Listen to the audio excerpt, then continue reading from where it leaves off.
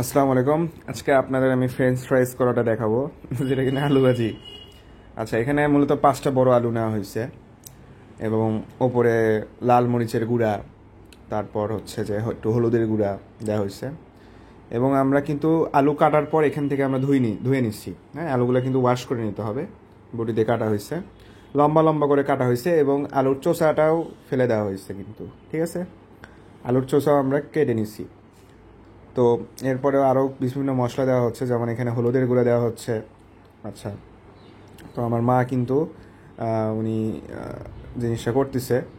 তো এখানে আর কি স্বাদ মতো লবণ দেওয়া হলো। এটা একদম আপনার আন্দাজে, হ্যাঁ, এটার কোনো মাপ নেই, এটা একদম আন্দাজে। এখানে 5টা আলু নেওয়া হয়েছে, চোষা সিলে নেওয়া হয়েছে। তো এই যে মাখানো হচ্ছে, আলুগুলো একটু কাজ করবেন যে ধুয়ে নেওয়ার পর মানে একটু শুকাতে দিবেন। হ্যাঁ, তো এখানে কড়াই আর কি অন আছে, কড়াইটা গরম করা হচ্ছে এবং এখানে দেখেন আলুগুলো কিন্তু ভেজা ভেজা হয়ে গেছে। তো সিদ্ধ না করে যখন আলু ভাজি করবে তখন এরকম ভেজা ভেজা হয়ে যাবে, যেটা একটা প্রবলেম। তো এই যে এখানে কিন্তু তেল ঢালাই দেওয়া হলো। তো তেল লাগবে, মোটামুটি ভালোই লাগে।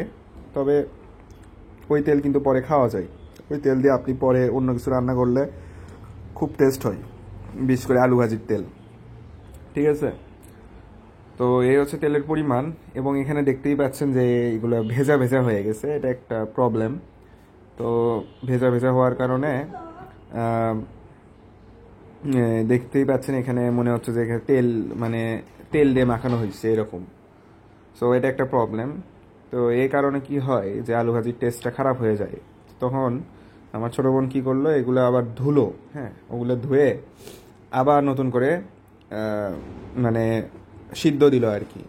তো সিদ্ধ দিলে আর ভেজা ভেজা হবে না, মানে আলু থেকে সব পানি বের হয়ে যায়। হ্যাঁ, সিদ্ধ দেওয়ার এটা একটা প্লাস পয়েন্ট। তো বাদ বাকি যে আলুগুলো মাখানো থাকে সেগুলো আর কি ভেজা থাকে, ফলে আলু ভাজিটা খেতে খারাপ হয়। তো এই কারণে এটা আবার মানে ধুয়ে মশলা টশলা ধুয়ে আবার সিদ্ধ দেওয়া হয়েছে একটু লবণ দিয়ে। তারপর আবার মাখে ভাজা হবে, তখন আর কি ঠিকঠাক হবে। তো এরপর সিদ্ধ করা আলুটা কিন্তু এভাবে আপনার মুছে নিতে হবে কাপড় টাপড় দিয়ে, যাতে করে একটা ফোঁটাও পানি না থাকে।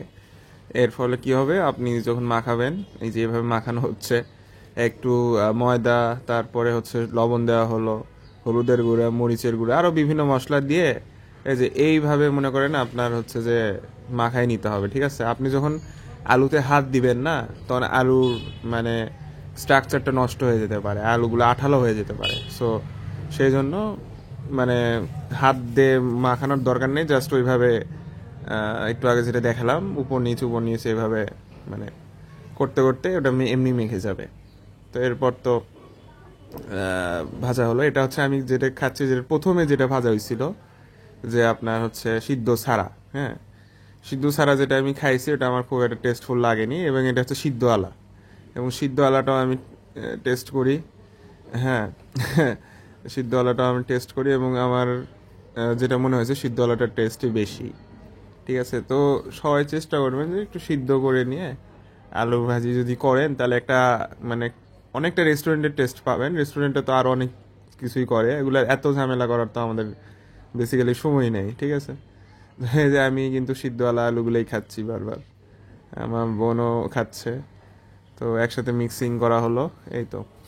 তো এখন কিন্তু খাওয়ার পর্ব চলতেছে, আমি আর আমার আম্মু। এই যে এই সসটা, এই সস দিয়ে আমরা খাচ্ছি।